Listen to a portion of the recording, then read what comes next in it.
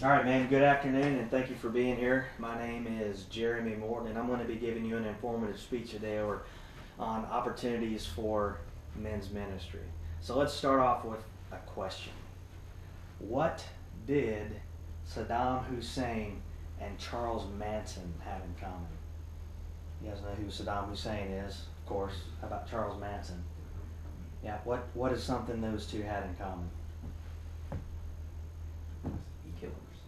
Killers? They're both lunatics. Yep. Chuck says they're both lunatics. What about you, AJ?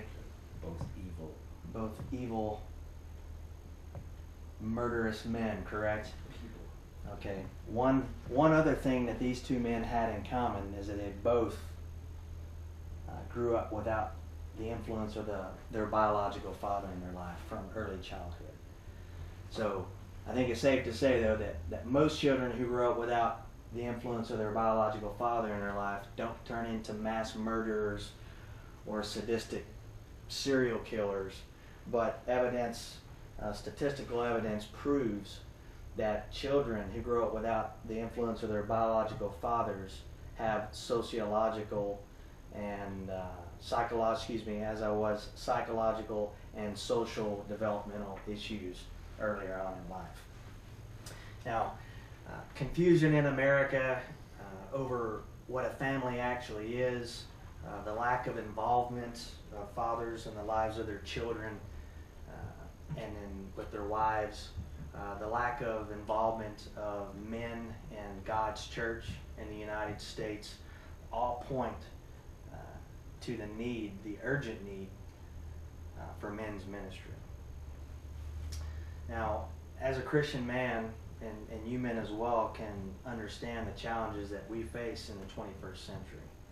Okay, I'm a husband, I'm a father, I'm a son, and I'm also a brother, and that's why I'm here today.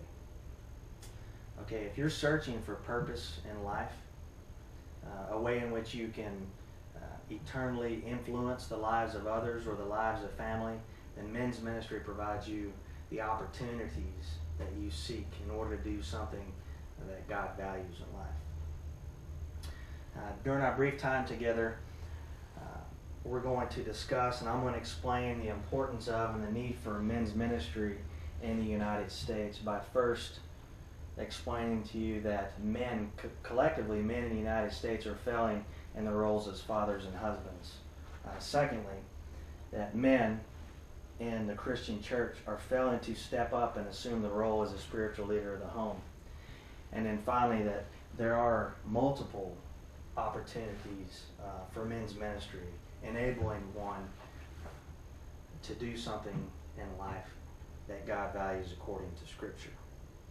Now, keeping these points in mind, let's examine why men's ministry is desperately needed in the United States. Now, according to the Federal Interagency on Child and Family Statistics, 46% of all births in 2011 were to single mothers. So that's nearly half of all births in 2011 were to single mothers. Another statistic states in 2011, 36% of all children in the United States were raised in single-parent homes. Okay, that's nearly 1/3 of all children in the United States were raised in single-parent homes. The majority of those single-parent homes were women. So the father's absent. So with the aforementioned statistics, I think we can logically conclude that men in the United States are not assuming their God-given roles as father and husband of the home. Which brings me to my next point. This isn't something that we face as a whole in society. It is also something that the Christian church faces as well. Men in the Christian church are not stepping up and assuming their role as a spiritual leader of the home. Now, according to a Pew Forum survey, you'll see up here on the screen, the Pew Research Center in 2013 conducted a survey to understand what the gender composition of members of evangelical Protestant churches were at the time. And you'll see 53% of all church members were women. Whereas, on the other hand, 47% of all church members were men. So based off of this pie chart here, this graph, we see that the majority of churches are made up of women in the United States. So that presents a problem. Men should be equally or above the numbers of female members of the church. Likewise, a U.S. congregation survey discovered that fewer men attend worship services, and women make up the majority of the population within the Protestant churches in the United States that attend worship services. And another astonishing statistic, this comes from the State of the Bible of 2013, conducted by Barna Group, discovered that only 50% of all people polled in 2013 read their Bibles. Okay, so out of all the people that they polled in 2013, only 50% of them read their Bibles. And that could range anywhere from a person reading their Bible every day to a person only picking up their Bible and reading it 3 to 4 times a year.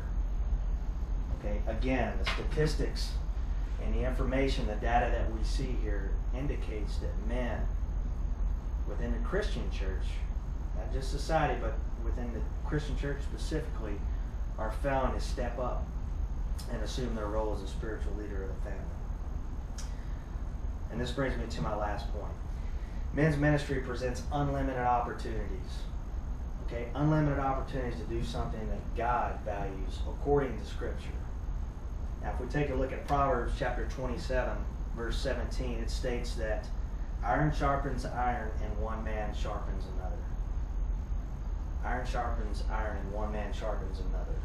So there is a need within the church, within our society, for groups of men, men's ministry, to challenge other men to step up and assume their roles as husbands, to assume their roles as fathers, to assume their roles as the spiritual leaders of their homes.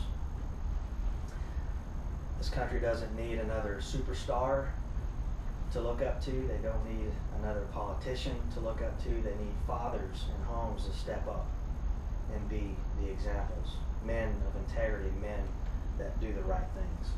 And finally, according to churchformen.com, based on the show of hands at the National Coalition of Men's Ministry meeting in 2005, only 10% of all churches actively had a men's ministry. 10% of all churches actively had a ministry in which they targeted men specifically. And that's compared to 110% of the churches that had women's and children's ministries that were active at the time. Well, this brings me to my conclusion, gentlemen. In summary, the United States of America and the Christian church are in desperate need of men that will challenge other men to be godly leaders, challenge other men to assume the role of biblical manhood. If one were to pursue a position in men's ministry, he would be rewarded eternally for all that he does. He would also have assurance in this life of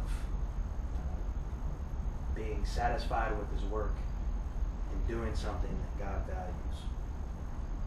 And so, are you a father? Are you a brother? Are you a son? If you're looking to do something that God values, if you're looking to challenge other men, then men's ministry is for you. Thank you. Thank you.